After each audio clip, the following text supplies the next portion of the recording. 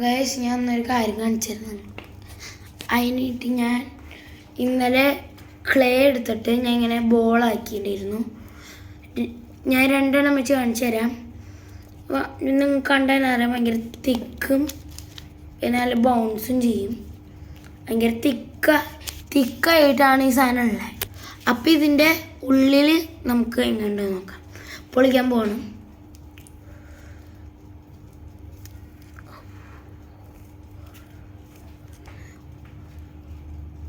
കണ്ടോ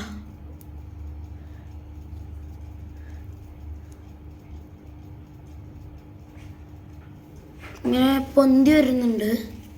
ഞാൻ അതിൻ്റെ പുറം ഭാഗം നോക്കാൻ വരുന്നുണ്ടോ. ഇതിങ്ങനെ ഇങ്ങനെ വരില്ലേ, ഇത് പക്ഷെ അതിൻ്റെ പുറഭാഗം നോക്ക്. ഇതാണ് അതിൻ്റെ പുറഭാഗം. ഡയറക്റ്റ് അങ്ങനെ വന്നു. ഇതിൻ്റെ ഉള്ളത്തെ സാധനമാണെങ്കിൽ നിൽക്കും. ഇതിങ്ങനെ വരിക.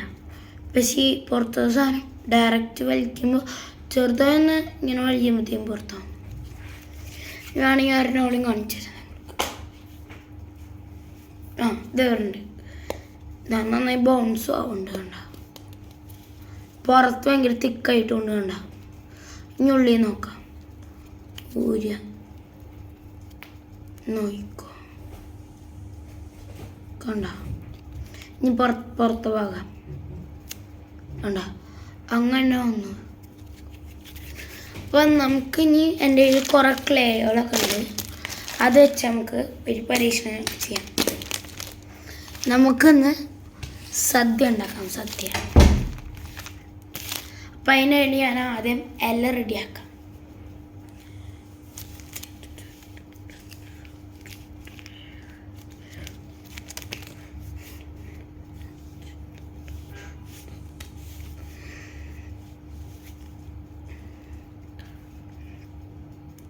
എല്ലാം റെഡി ആയിട്ട് ഞാൻ അതിനെ എജ്ജൊക്കെ നമുക്ക് ഷേപ്പ് ചെയ്യാം.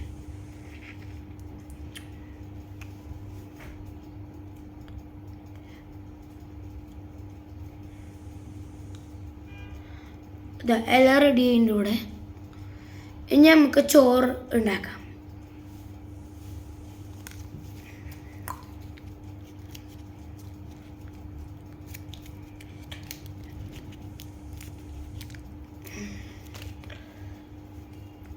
ചെറിയ പീസോളാക്കിയിട്ട് ഇട്ടോളം വെച്ച് കൊടുക്കാം. ഓക്കെ, നീ ഉണക്ക് ചോറ്.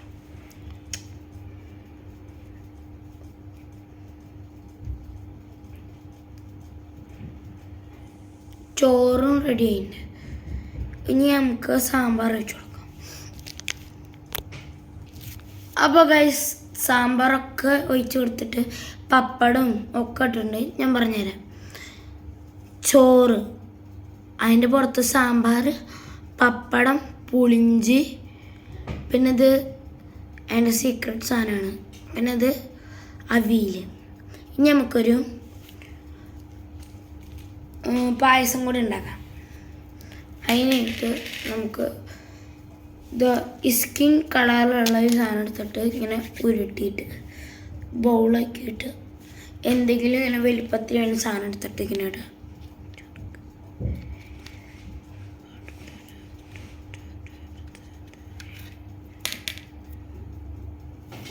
എന്നിട്ട്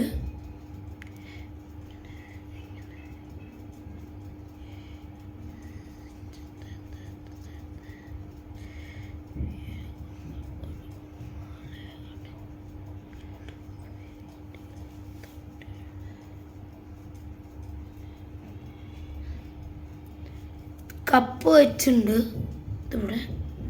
ഇനി അതിലേക്ക് പായസം വെച്ച് കൊടുക്കാം.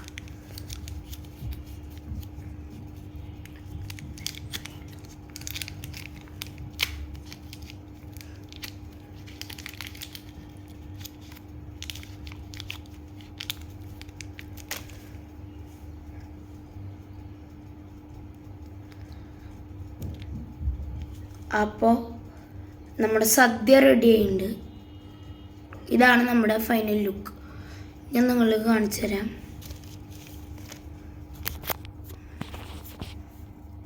ക്യൂട്ട് സദ്യ.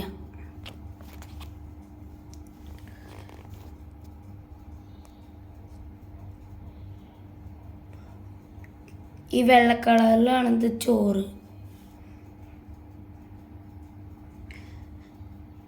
പിന്നെ വെൽപ്പത്തി ഉരുണ്ടിട്ടുള്ളത് ഇത് പപ്പടം, അവിയൽ, പുളിഞ്ചി, പായസം. ബൈ.